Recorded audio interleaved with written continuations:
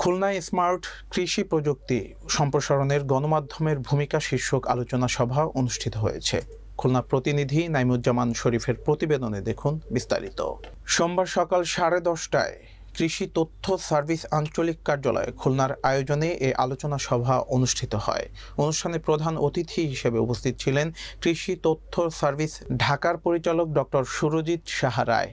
এ সময় উপস্থিত ছিলেন কৃষি সম্প্রসারণ অধিদপ্তর খুলনা অঞ্চলের অতিরিক্ত পরিচালক মোহন কুমার ঘোষ, খুলনা বিশ্ববিদ্যালয়ের সমাজবিজ্ঞান ডিসিপ্লিন ও দিন সামাজিক বিজ্ঞান স্কুলের অধ্যাপক ডক্টর আব্দুল্লাহ আবু সাইদ খান, আঞ্চলিক বেতার কৃষি কর্মকর্তা শারমিনা শামীম, কৃষি সম্প্রসারণ অধিদপ্তর সহ হর্টিকালচার সেন্টার, বীজ প্রত্যয়ন এজেন্সি, বিভিন্ন গবেষণা প্রতিষ্ঠান এবং প্রিন্ট ও ইলেকট্রনিক মিডিয়ার সাংবাদিকবৃন্দ।